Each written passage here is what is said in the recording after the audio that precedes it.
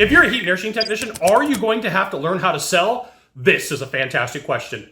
I'm Scott Silverman, coming to you live for HVAC Technician Sales Secrets on a perfect day to talk about sales and business, and a fantastic day to talk about you. I'm coming to you live from Sacramento. So this question comes up a lot on my YouTube feed, a lot, and in conversation, like what happens if I get into heating and air conditioning technician work and I don't want to sell? Well, my question is, why don't you want to sell? Well, for some people, they have a moral aversion to saying they made money off of parts and system, right? I can't deal with that. That's a moral thing that they want to do. But what it really comes down to, what it really is, you don't want to be rejected, right? Let's just cut to the chase. Let's have the real conversation. Let's get to the point that you're like, this is really the secondary condition that you don't want to bring up. At the end of the day, you don't want somebody telling you no, right? And so, you absolutely have other opportunities for things that you can do, right? I have friends that work at car dealerships. Guess what? They're spiffed out for the parts that they sell. I have friends that repair all sorts of stuff. And guess what? They're spiffed out for what they do. And you know what? They have to deal with rejection.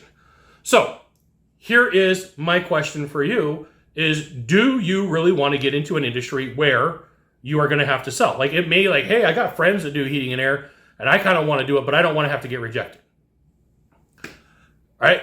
It's like telling somebody who wants to do underwater welding, like, I don't want to scuba dive. Like, you have to make this decision. And I'm going to burst the bubble. I'll be the guy that says the thing that nobody wants to hear, that says the unsaid thing. If you are scared of rejection and you can't get over it, you probably shouldn't be a heat and air machine technician. You could probably be really good with your hands. You could probably be really fantastic with everything that you do, but you probably don't want to be a residential heat and air technician. You could probably be a commercial dude.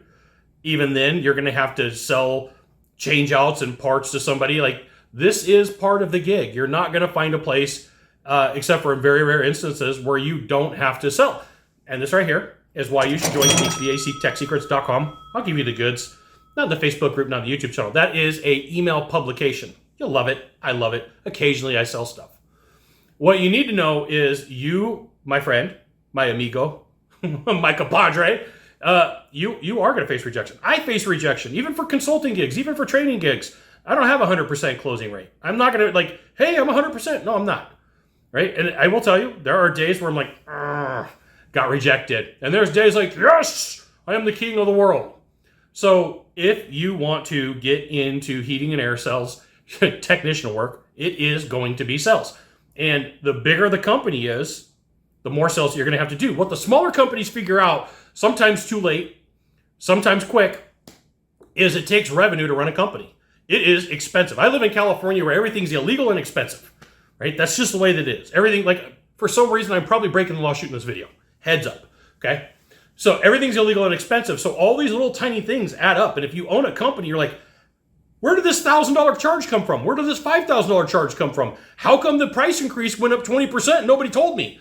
So what ends up happening is you're a technician. You're going to have to sell parts and pieces. It's part of the gig. It's part of what you do. So if you're like, Scott, I'm thinking about getting into heating and air, you're going to sell. No, I'm not. Yet, you are.